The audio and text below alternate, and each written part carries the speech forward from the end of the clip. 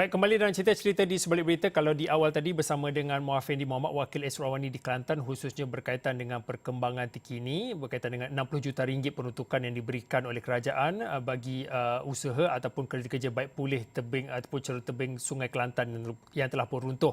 Untuk waktu ini saya nak bersama dengan Wakil Esrawani di Kedah. Kalau diikutkan dalam artikel yang dituliskan oleh Abdul Hadi Cik Awang, boleh saya tunjukkan, gelembung pelancongan feri ke Langkawi ditambah, dan ini susulan penguatkuasaan gelembung pelancongan bersasar yang dilaksanakan kerajaan bermula 10 Mac lalu.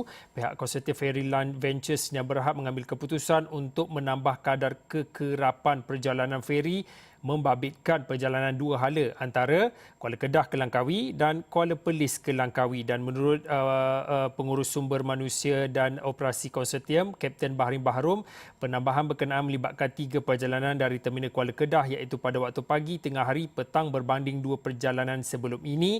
Dan jelasnya terminal Kuala Perlis jadual perjalanan akan bertambah kepada 2 kali, iaitu waktu pagi, petang berbanding sekali sahaja sebelum ini. Hadi, kalau boleh dikongsikan untuk waktu ini daripada apa yang Hadi tuliskan dalam dalam artikel ini di esrawani.com, kekerapan perjalanan itu ditambah. Tetapi bagaimana dengan jumlah penumpang yang menggunakan khidmat feri ini? Kerana kita tahu Langkawi telah pun diisytiharkan untuk waktu ini sebagai kembali balik ke PKPP. Ini sudah tentu memberi isyarat yang cukup baik dan juga berita gembira kepada mereka yang ingin melancong dalam gelembung pelancongan bersasar di Langkawi secara khususnya. Mungkin boleh dikongsikan berkaitan dengan jumlah kedatangan dan juga jumlah penumpang bagi feri ini bagaimana pula?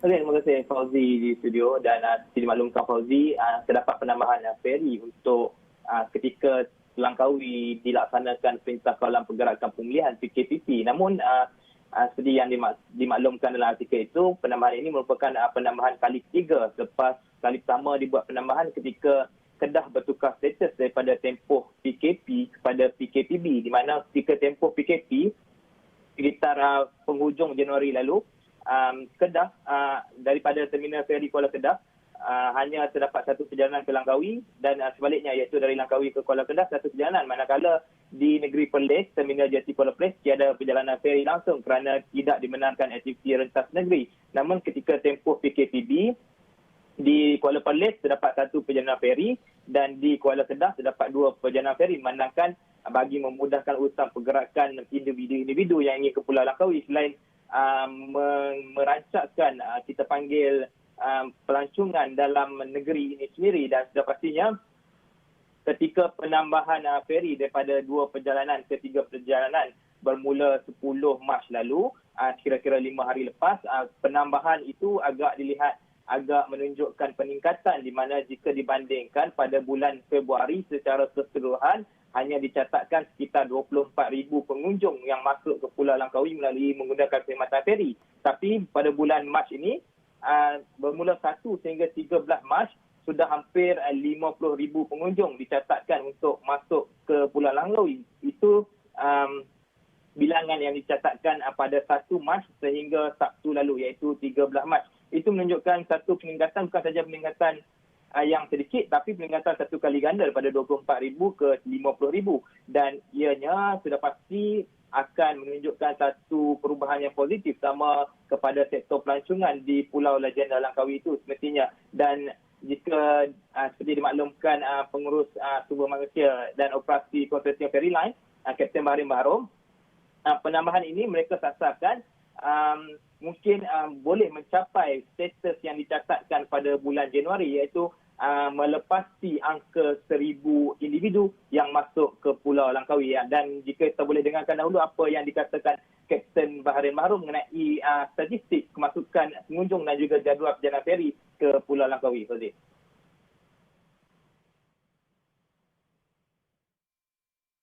Apabila mengumumkan bahawa Langkawi sebagai daerah PKPP di mana membuka gelembung pelancongan bersasar, maka konsortium telah mengambil keputusan untuk membuka lebih banyak kemasukan pelancong dengan membuat satu trip penambahan di setiap sektor kemasukan, iaitu di Kuala Perlis dan Kuala Kedah.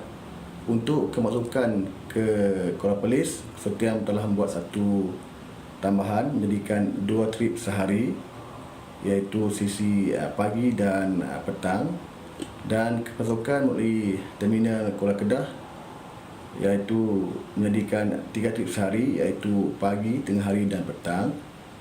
Dan kita telah membuat penambahan ekstra feri sehingga ke malam jika mendapat permintaan pelancong untuk masuk ke Langkawi. Hadi, tadi Hadi kongsikan itu berkaitan dengan bagaimana penumpang ataupun pengguna menggunakan khidmat feri untuk ke Langkawi, jadual perjalanan juga ditambah. Kalau boleh untuk waktu ini dalam berbaki dalam 3-4 minit yang akhir ini, Hadi, kalau diikutkan hari ini hari ke-5 ataupun hari ke-6, Langkawi diisytiharkan PKPP semula setelah PKPB, walaupun Kedah di bawah PKPB secara keseluruhannya.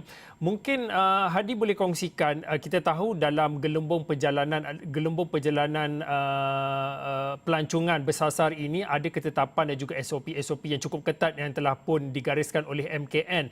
Bagaimana reaksi daripada orang ramai ataupun pengguna ataupun pengunjung, pelancong yang ingin ke Langkawi? Mungkin ada rungutan yang mereka suarakan kepada Hadi?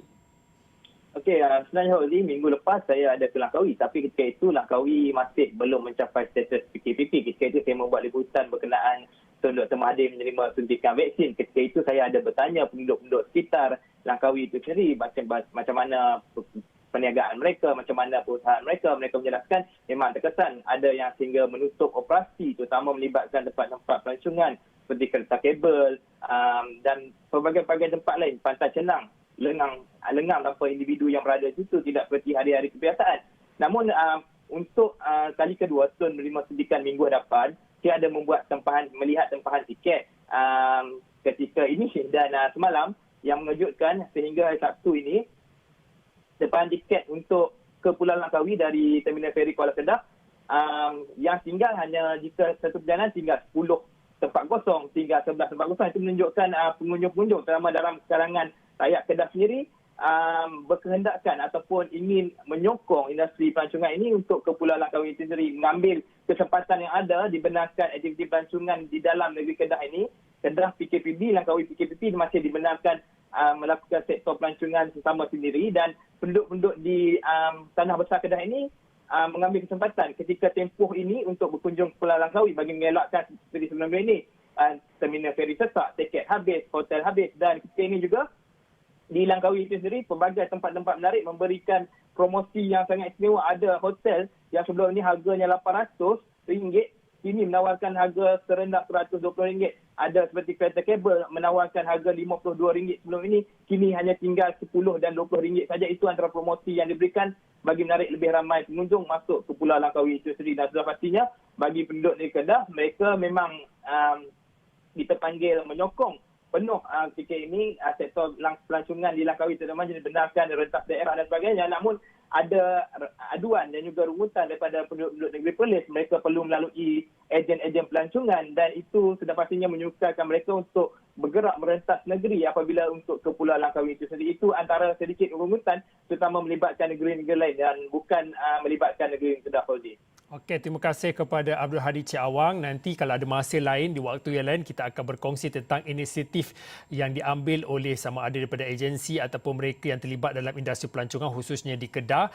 Dan seperti yang dikongsikan Hadi, ada promosi-promosi dan juga ada inisiatif-inisiatif lain yang diambil dan juga diaturkan untuk memeriahkan lagi industri pelancongan domestik ini. Baik, saya kira itu saja untuk waktu ini cerita-cerita di Sebalik Berita. Saya Fauzin, kita jumpa lagi.